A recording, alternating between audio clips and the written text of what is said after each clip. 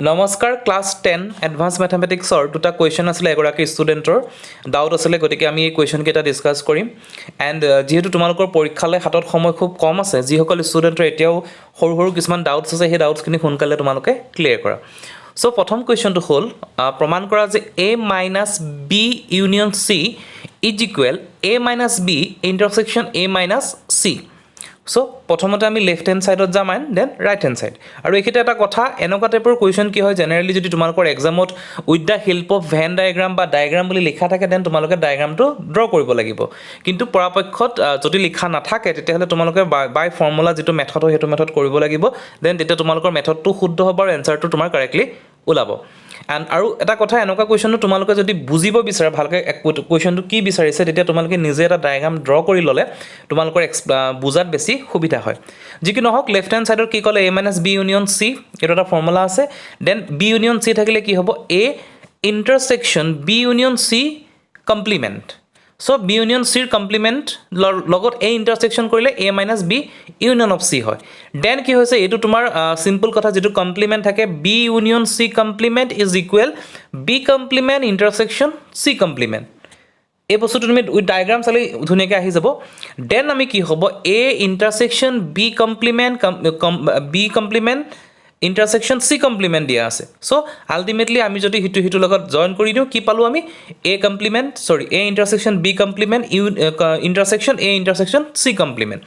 then আমি কি কৰিম a ইণ্টাৰসেকশন b কমপ্লিমেণ্ট যেটো আমি ওপৰত চাম a intersection b complement is equal to a union of b simple then intersection already সাইনটো আমি পাইছোৱে a ইউনিয়ন অফ c ওলাব যেনেকৈ a intersection of b complement to a union b লিখিছিলোঁ a intersection of c complement to a union c লিখিম so এইটো আমাৰ left hand side হৈ গ'ল দেন আমি ৰাইট হ্যান্ড সাইডত যাম ৰাইট হ্যান্ড সাইডত কি দিয়া আছিলে a - b intersection a - c so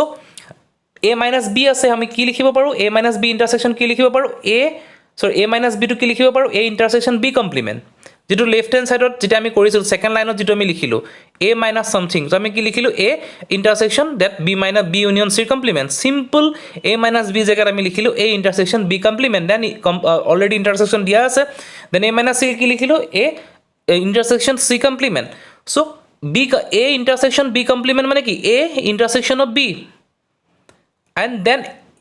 a union of b এইটো ইউনিয়ন সাইন হ'ব তো ইণ্টাৰসেকশন লিখা গৈছে then a union of c হ'ব ৰাইট হ্যান্ড সাইডৰ লাষ্টৰ দুটা a ইউনিয়ন b হ'ব মই ইণ্টাৰসেকশনটো লিখোতে অলপ ভুল হ'ল সো আলটিমেটলি কি হ'ব দুইটা ইকুৱেল 1 ইকুৱেল টু 2 তোমালোকে যিসকল ষ্টুডেণ্টে পঢ়িছা ভালকৈ বুজি পাবা 1 equal to hence proved a union of b a - b union of c is equal a - b intersection a - c গতিকে এইটো হয় ফাৰ্ষ্ট কুৱেশ্যনটো and then next question to call ki if the real value of x satisfies the equation 1 minus ix divided by 1 plus ix equal to a minus ib prove that a square plus b square equal to 1 যদি x এ সেই বস্তুটো satisfy কৰে আমি প্ৰমাণ কৰিব লাগে যে a square plus b square equal to 1 so এই কোৱেশ্চনটো কি কৰা হয় তোমাৰ দুটা মেথড আছে তুমি প্ৰথমতে তুমি x এটা ৰিয়েল ভ্যালু বুলি কনসিডাৰ কৰি কৰিব পাৰা আইদাৰ নহলে কি হ'ব a square plus b square equal to 1 সেই বস্তুটো আমি ফৰ্মুলাটোত পুট কৰি দিম আমি যেতিয়া মেথডটোত যাম ইকুৱেশ্যনটোত যাম a - a square plus b square put কৰি equal to 1 পুট কৰিম যদি আমি কৰি প্লানি x ৰ ভ্যালুটো ৰিয়েল নাম্বাৰ পাম দেন ইট স্যাটিসফাইজ সো প্ৰথমতে গিভেন কি দি আছে a - ix divided by a plus ix equal to a minus ib divided by 1 যেটো ডিনোমিনেটৰ আমি 1 ললো then by the componendo and dividendo method এটা মেথড আছে কম্পোনেণ্টো এণ্ড ডিভিডেণ্টো মেথড হয় সেইটো সেই মেথডটো তোমাৰ কেনেকুৱা হয় suppose a divided by b লিখা আছে দ্যাটস ইকুৱেল টু আমি কি লিখিব পাৰোঁ b - a divided by b plus a যদি এই মেথডটো তোমালোকে এতিয়াও কৰা নাই একচুয়ালি তোমালোকৰ ক্লাস 10 ৰ এডভান্স ম্যাথমেটিক্সৰ ষ্টুডেন্ট হিচাপে তোমালোকে এটো কৰিব পাৰিব লাগে যি কি নহওক যদি নোৱাৰা তোমালোকে কবা মই এক্সট্ৰাকে হে মেথডটো বুজাই দিম গতিকে কম্পোনেণ্ট আৰু ডিভিডেণ্ট মেথডৰ কি হ'ল আমাৰ 1 plus ix divided by 1 minus ix divided by 1 plus ix এতিয়া কি হ'ব 1 plus ix minus 1 minus ix divided by 1 plus ix plus 1 minus ix and then equal to ইয়াৰ ডিনোমিনেটৰ যেটো 1 আছিল গতিকে a minus ib গতিকে 1 minus in bracket a minus ib divided by 1 plus in bracket a plus ib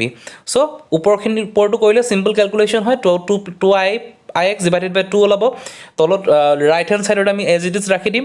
next ষ্টেপত যাম next কি পাম আগৰ ষ্টেপত চোৱা 2 to cancel হ'ল ix আহিলে so ix is equal to 1 minus a plus ib divided by 1 plus a plus ib so ইফালে ix থাকি গ'ল then 1 plus a plus ib এই বস্তুটোক আমি যেটো ৰেচনালাইজ কৰি দিলো এটা ৰেচনালাইজ কৰি কি কৰিলো 1 minus a plus ib multiplied with 1 plus a plus ib কৰিলো তলত সেই সেম কম্পোনেন্টে মাল্টিপ্লাই কৰি দিলো 1 plus তেতিয়া আমাৰ কি হ'ব a square minus b square ফৰ্মুলাত আহি যাব এটো বুজি পাবা তোমালোকে so ultimately 1 plus a square minus i square b square থাকিলে দেন কি হ'ল ওপৰটো আমি মাল্টিপ্লাই কৰি দিলো 1 minus a square minus b square plus twice of ib তোমালোকে কৰি চাবা divided by 1 plus a square minus i square b square i minus i square is equal to minus of 1 এটো পজিটিভত আহি যাব এতিয়া এই দুই ইকুৱেশ্যন পাই গলো আমি ix is equal to এটা ইকুৱেশ্যন পালো 1 minus a square minus b square plus twice of ib divided by 1 plus a whole square plus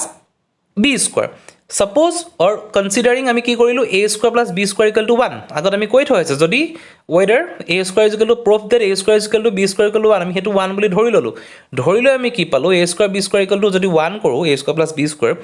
তাত আমি এই ইকুৱেশ্যনটো পুট কৰি দিলো কত পুট কৰিলো 1 minus a square plus b square ওলাব plus twice of ib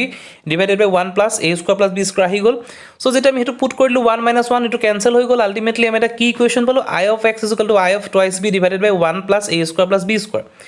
just যেতিয়া তোমালোকৰ এটা ৰিয়েল নাম্বাৰ আহি যাব i cancel কৰি তেতিয়া তোমালোকে জো ষ্টপ কৰি দিবা আৰু এক্সট্ৰা আৰু কৰিব প্ৰয়োজন নহয় গতিকে x is equal to twice of ib divided by 1 plus a square plus b square i cancel হৈ গল then which is a real number that's proof এটো আমাক এটো প্ৰমাণটো কৰি দিলে গতিকে এটোৱে হয় কোৱেশ্চন খিনি এটা তোমালোকে কৰি চাবা আৰু যদি কিবা ডাউট থাকে জনাবা আৰু প্ৰথম কোৱেশ্চনৰ ৰাইট হেণ্ড সাইডৰ একদম লাষ্টত যোনটো লিখিছো a ইউনিয়ন অফ b হ'ব মই লিখোতে অলপ ভুল হৈছে এটো তোমালোকে কাৰেকচন কৰি লবা এন্ড মই কমেন্ট বক্সৰ পিন কৰি কমেন্টটো দি দিম সো আজি ভিডিওটো ইমানখিনি থ্যাংক ইউ